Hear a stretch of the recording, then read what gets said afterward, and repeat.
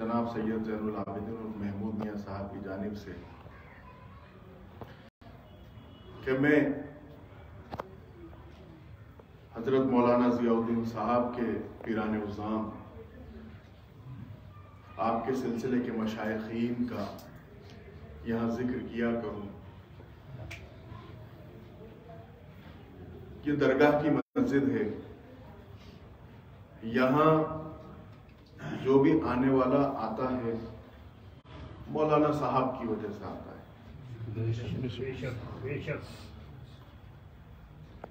نماز پڑھتا ہے، عبادت کرتا ہے، پہلے اس کو خیال آتا ہے مولانا صاحب کہاں جا رہا ہے کہ بھئی مولانا صاحب کی درگاہ جا رہا ہے، وہاں مسجد بھی ہے، وہاں نماز پڑھ لوں، وہاں قرآن بھی پڑھ لوں گا، وہاں نفل بھی پڑھ لوں گا، وہاں فاتحہ بھی پڑھ لوں گا. کہاں جا رہے ہو؟ مولانا صاحب جا رہا ہوں. کہتے ہی نہیں. مولانا صاحب کے طفیل نماز پڑھنے کا شرف بھی حاصل ہو جاتا ہے. مثال کے طور پر اجمیر شریف جاتے ہیں، کہتے ہیں کہاں جا رہے ہو؟ بھائی خواجہ صاحب جا رہا ہوں، غریب نواز جا رہا ہوں. اب لفظ غریب نواز میں نماز، روزہ، عبادت ساری چیزیں آ گئیں. کیوں؟ غریب نواز کون ہے؟ اللہ کے ولی. ایسے مولانا صاحب کون ہے؟ اللہ کے ولی. تو مراد یہ ہے کہ جب اللہ کے ولی کے پاس جاؤ گے تو سارے کام اچھے ہی اچھے کرو گے، برے تو نہیں کرو گے، بلکہ برے کام کا خیال بھی تمہیں وہاں نہیں آئے گا.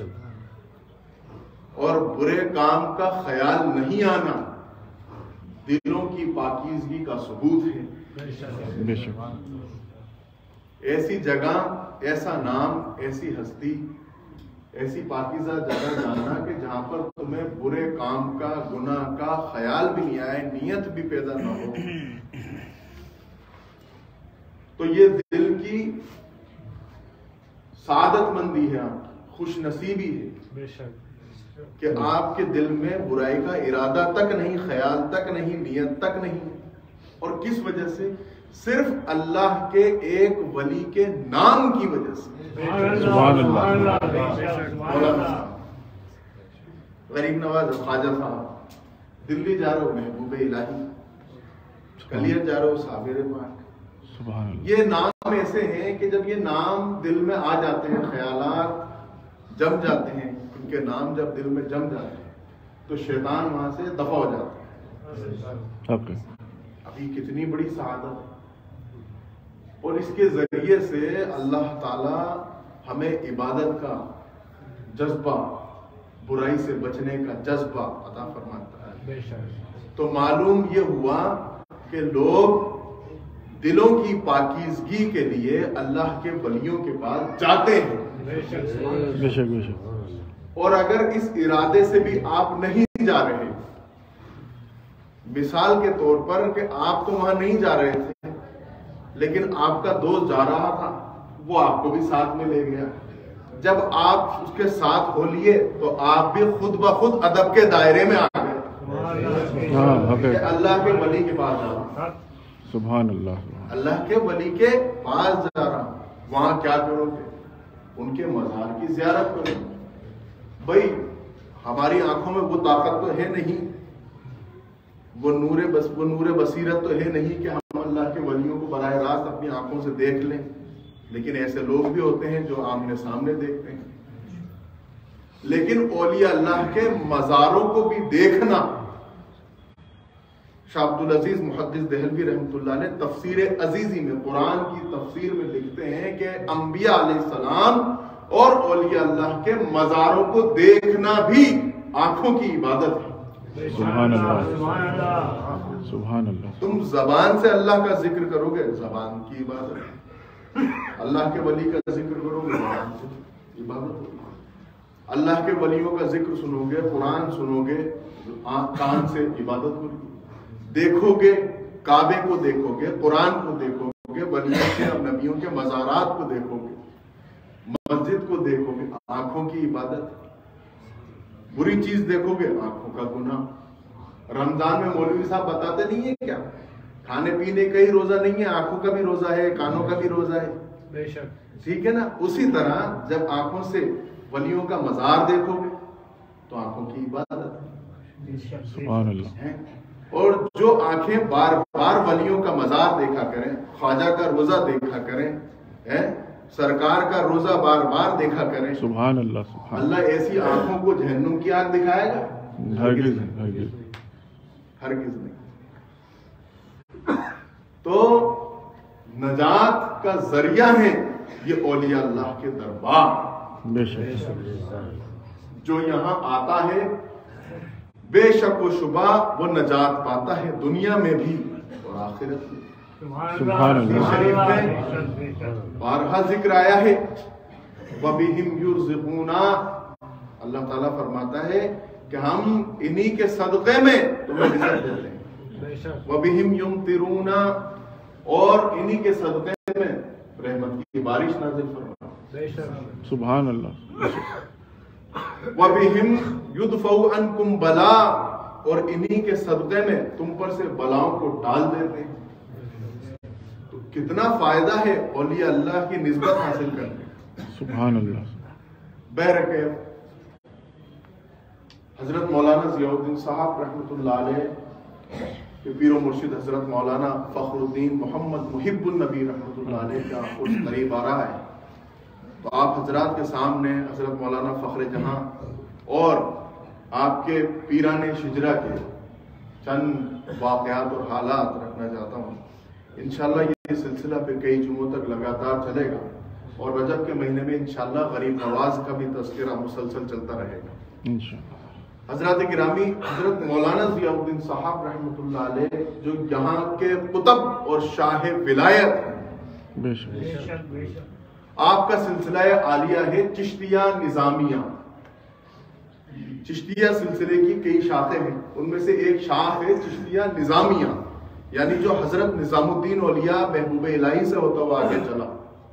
پھر اس نظامیہ سلسلے کے اندر ایک شاخ ہے فخریہ، حضرت مولانا فخر الدین رحمۃ اللہ علیہ جو مولانا صاحب کے پیر و مرشد ہیں، اور اس فخریہ سلسلے کی ہندوستان میں سینکڑوں شاخیں ہیں۔ آج 250-300 سال کے اندر اس سلسلے کی سینکڑوں شاخیں ہندوستان میں بھی ہیں، اور یہاں تک کہ امریکہ اور کینیڈا اور افریقہ اور یورپ تک پھیلی ہوئی۔ سبحان اللہ۔ یہ سلسلہ اتنا مقبول ہے۔ بہرحال سرکار مولانا فخر پاک رحمۃ اللہ علیہ فرزند ہیں حضرت خواجہ نظام الدین اورنگ آبادی رحمۃ اللہ علیہ کے، اور خلیفہ اعظم بھی ہیں، اور وہ خلیفہ ہیں یعنی حضرت نظام الدین اورنگ آبادی رحمۃ اللہ علیہ خلیفہ ہیں حضرت شیخ کلیم اللہ جہاں آبادی رحمۃ اللہ، اور حضرت شیخ کلیم اللہ جہاں آبادی رحمۃ اللہ علیہ خلیفہ ہیں حضرت شیخ یحییٰ مدنی رحمۃ اللہ علیہ، سبحان اللہ۔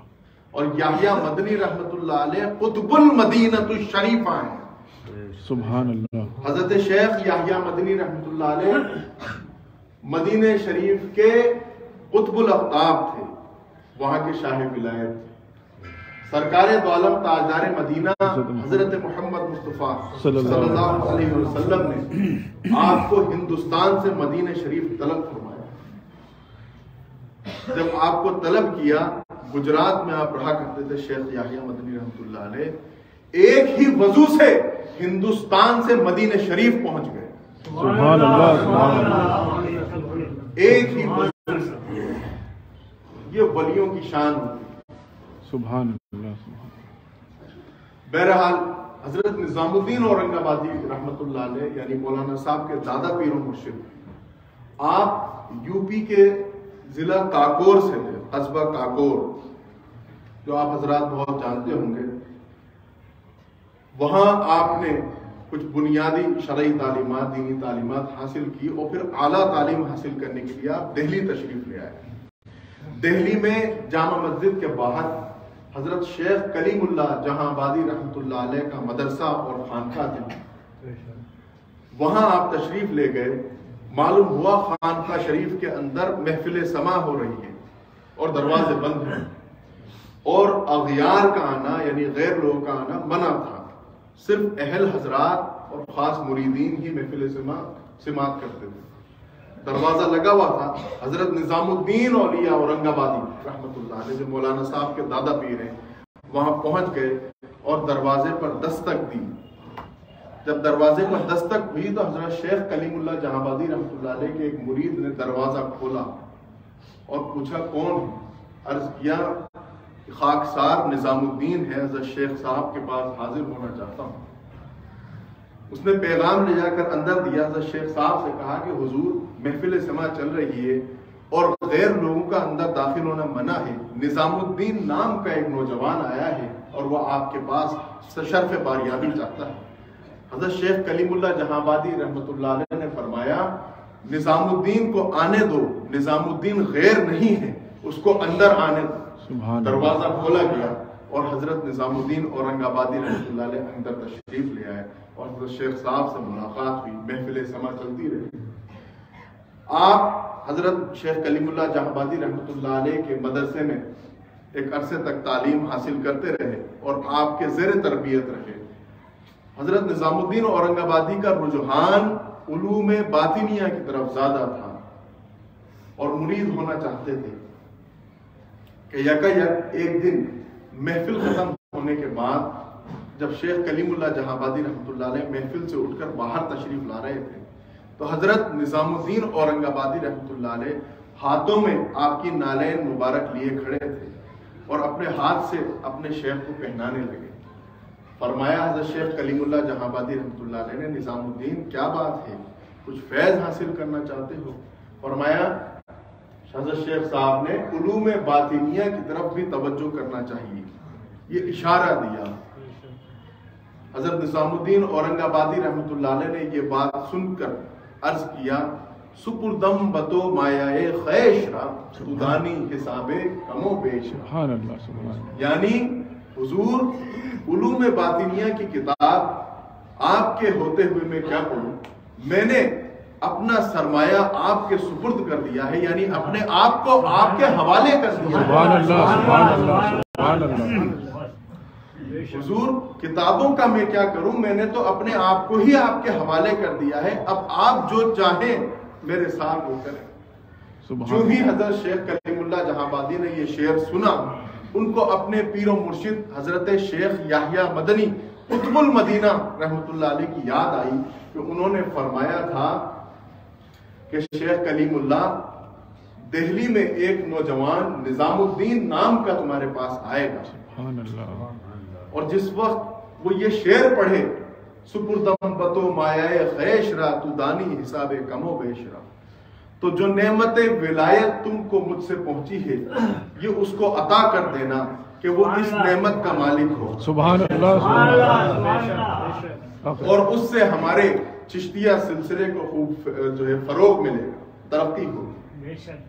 حضرت شیخ کلیم اللہ جہاں آبادی رحمۃ اللہ علیہ کا بھی واقعہ ہے کہ آپ مدینہ شریف میں جب اپنے شیخ کے پاس تھے وہاں یحییٰ مدنی رحمۃ اللہ علیہ کے پاس, تو آپ نئے نئے وہاں پہنچے ہی تھے, قیام کیا ہی تھا. آپ کے مدرسے میں دیکھا کہ حضرت شیخ یحییٰ مدنی رحمۃ اللہ علیہ جو وہاں کے خطب ہونے کے ساتھ ساتھ مدینہ شریف کے علماء کے شیخ الحدیث بھی تھے. سبحان اللہ. حضرت شیخ یحییٰ مدنی کا مدینہ کے علماء میں بھی بڑا مقام تھا. سبحان اللہ. اور حدیث شریف کا درس دیا کرتے تھے. تو ایک روز شرع وقایہ کا درس دے رہے تھے. شیخ کلیم اللہ جہاں آبادی رحمۃ اللہ علیہ یہ خود بھی جید عالم دین تھے, تو ان کو یہ خطرہ گزرا, دل میں یہ خیال آیا کہ شاید حضرت شیخ یحییٰ مدنی علم ظاہر کی طرف ہی زیادہ متوجہ ہیں کہ جو ہے فقہ کا علم دیتے رہتے ہیں. بس یہ خطرہ گزرا ہی تھا کہ حضرت شیخ یحییٰ مدنی نے ان کے دل کے اس خیال کو فوراً جان لیا اور کتاب شرع وقایہ اٹھا کر ان کے سامنے رکھی اور کہا شیخ کلیم اللہ لو یہ کتاب تمہارے سامنے ہے, اب پڑھو. جو ہی یہ فرمایا تو حضرت شیخ کلیم اللہ جہاں آبادی رحمۃ اللہ علیہ کا سارا علم جاتا رہا. یہ مرشد کا تصرف تھا. پھر آپ طائب ہوئے, شرمندہ ہوئے, پیر و مرشد نے معاف فرمایا اور آپ کو بیت و خلافت سے سرفراز فرمایا. چند دن اپنی صحبت میں رکھا اور سبحان اللہ۔ دہلی جانے کا حکم دیا۔ جب دہلی تشریف لائے تو آپ نے بازار خانم میں جو جامع مسجد کے اور لال قلعے کے درمیان ہے وہاں مدرسہ کھولا، خانقاہ کھولی۔ وہیں پر حضرت نظام الدین اورنگ آبادی رحمۃ اللہ علیہ تشریف لائے۔ تو جب حضرت نظام الدین اورنگ آبادی رحمۃ اللہ علیہ کو حضرت شیخ کلیم اللہ جہاں آبادی رحمۃ اللہ علیہ نے بیعت فرما لیا اور خلافت عطا فرمائی تو حکم دیا کہ نظام الدین اللہ نے تمہیں دکن کی ولایت عطا کی۔ سبحان اللہ۔ دکن، دکشنی بھارت، دکن کی ولایت عطا کی ہے، تم وہاں جاؤ اور وہاں جا کر سلسلہ پھیلاؤ۔ حضرت نظام الدین اورنگ آبادی رحمۃ اللہ علیہ دکن کی طرف روانہ ہو گئے، کچھ عرصے برہان پور شہر میں قیام کیا، اس کے بعد پھر اورنگ آباد شریف جو ہے مستقل قیام کیا۔ یہ دور تھا قمر الدین آصف جاہ اول کا۔ قمر الدین آصف جاہ اول جس کو دنیا نظام حیدرآباد کے نام سے بھی جانتی ہے، یہ پہلا نظام تھا۔ اب سنیں، اللہ کے ولیوں کے منگتوں میں بادشاہ لوگ بھی قطار میں کھڑے رہتے ہیں۔ سبحان اللہ، حق ہے، بے شک۔ اللہ کے ولیوں کے در کے بھکاری عام عوام بھی نہیں بلکہ بڑے بڑے بادشاہ اور صاحب اقتدار بھی ہیں۔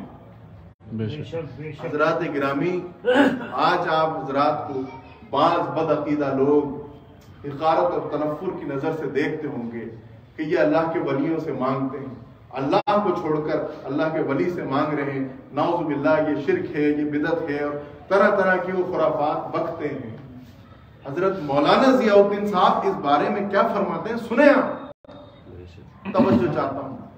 حضرت مولانا ضیاء الدین صاحب سے جب مرید یہ سوال کرتا ہے تو آپ فرماتے ہیں، مرشد راہ خدا خدا نشوت ولیکن ز خدا جدا نشوت۔ سبحان اللہ۔ مولانا صاحب فرماتے ہیں، مرشد راہ خدا یعنی اللہ کا ولی یعنی پیر کامل بے شک خدا نہیں ہوتا لیکن وہ خدا سے جدا بھی نہیں ہوتا۔ سبحان اللہ۔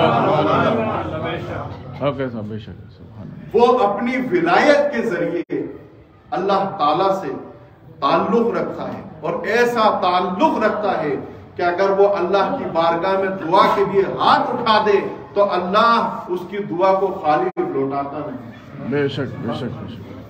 اور یہ بات حدیث شریف سے بھی ثابت ہے کہ حضور صلی اللہ علیہ وسلم فرماتے ہیں کہ اللہ کا ولی جب اللہ کے سامنے دعا کے لیے ہاتھ اٹھاتا ہے تو اللہ اس کے ہاتھ کو خالی کبھی نہیں لوٹاتا۔ سبحان اللہ۔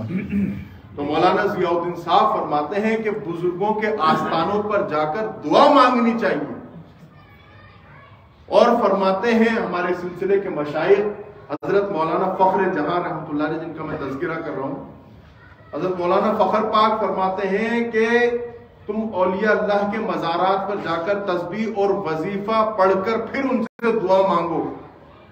بے شک یہ بھی آداب میں ہے، لیکن وہ فرماتے ہیں کہ اس سے بھی افضل یہ ہے، اور اگر تمہارے دل کو وہ کیفیت حاصل ہے تو وہاں جا کر رو اور گڑ گڑاؤ، سبحان اللہ۔ اور گڑ گڑا کر رو کر ان سے اپنا درد بیان کرو۔ سبحان اللہ، سبحان۔ کیوں؟ کیونکہ یہ شہنشاہ لوگ ہیں، بے شک۔ ان کے سامنے تم تسبیح پڑھ کے کچھ کہو گے کہ صاحب اب سن لیں گے، نہیں بھائی، یہ شہنشاہ لوگ ہیں، سنیں نہ سنیں، ان کے سامنے سراپا عز و نیاز بن جاؤ، جھک جاؤ، اپنے نفس کو زیر کر دو، گڑ گڑا کے مانگو، جبھی ملتا ہے۔ ارے اکبر بادشاہ کو بھی ایسے ہی ملا، اس کے اولاد ہی نہیں تھی۔ شیخ سلیم چشتی کے پاس حاضر ہوا کہ حضور مجھے لڑکا عطا ہو جائے، آپ نے فرمایا تیری تقدیر میں نہیں ہے، لوٹ جا۔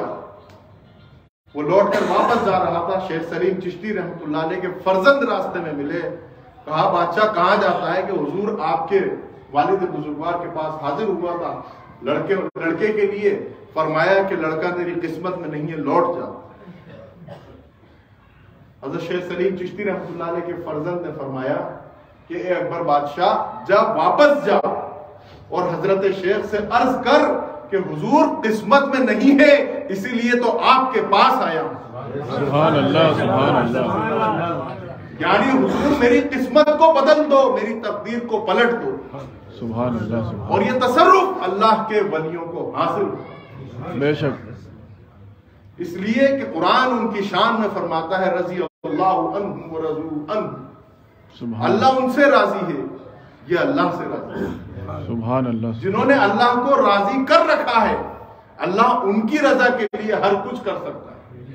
تقدیر کا پلٹ دینا تو معمولی بات ہے، اللہ جو چاہے کر سکتا ہے، وہ جو کہیں وہ کر ڈالے، کیونکہ انہوں نے اللہ کو ایسے ہی راضی کیا ہے، جبکہ ہم لوگوں نے ایسا راضی نہیں کیا. اس لیے ہماری دعا کبھی قبول بھی ہوتی ہے اور کبھی ناقبول بھی ہوتی ہے. اسی لیے تو دعا کراؤ تو کسی ایسے سے کراؤ کہ مقبول ہو. سبحان اللہ. تو حضرت مولانا حضرت خواجہ نظام الدین اورنگ آبادی رحمۃ اللہ علیہ کو دکن کی ولایت عطا فرمائی. آپ دکن پہنچ گئے اورنگ آباد شریف.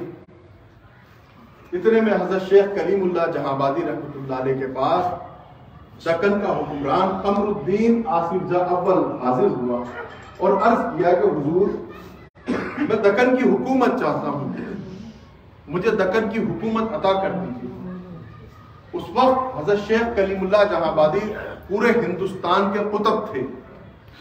سبحان. آپ نے کہا قمر الدین ہم نے دکن تو نظام الدین کو دے دیا، تم وہاں جاؤ نظام الدین کے پاس اور ان سے جا کر مانگو. وہ قمر الدین حکمران، اس کا بھی یہ عقیدہ تھا کہ بے شک دینے والا تو اللہ ہی ہے، لیکن ملتا اللہ کے ولیوں کے در سے ہی ہے. سبحان اللہ. سبحان اللہ. سبحان اللہ. پہلے کے تو بادشاہ بھی صحیح العقیدہ ہوتے تھے.